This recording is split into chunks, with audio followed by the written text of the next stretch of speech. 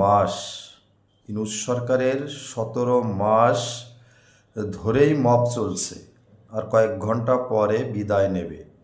বিদায় নেওয়ার কয়েক ঘন্টা আগেও বঙ্গবন্ধুর স্মৃতি বিজড়িত ৩২ নম্বর বাড়িতে শ্রদ্ধা নিবেদন যাওয়া শিক্ষককে অর্থাৎ শিক্ষকের উপর মব করা হলো।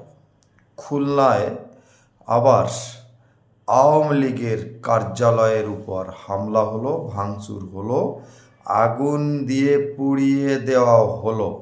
ইউনূস সরকার বিদায় নেবে আর মাত্র কয়েক ঘন্টা পর নতুন সরকার গঠিত হবে। ইউনূস সরকারের এই 17 মাস কেমন চলছে আপনারা সকলে জানেন।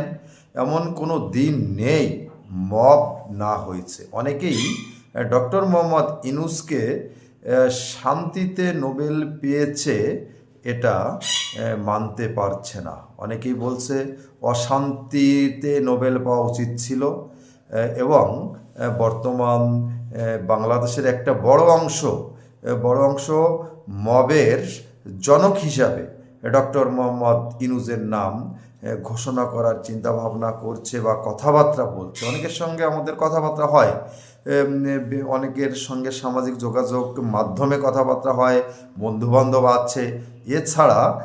এছাড়া পথে ঘাটে বিভিন্ন জায়গা আলোচনা হচ্ছে মবের জনক হিসাবে ডক্টর মোহাম্মদ ইউনূসের নাম আসা উচিত বা স্বীকৃতি দেওয়া উচিত। আপনি বা আপনারা কি মনে করেন? মবের জনক ডক্টর মোহাম্মদ ইউনূস 54 বছরের ইতিহাসে বাংলাদেশে এত বেশি মব কখনো হয়নি। অনেক সরকার বাংলাদেশ পরিচালনা করছে,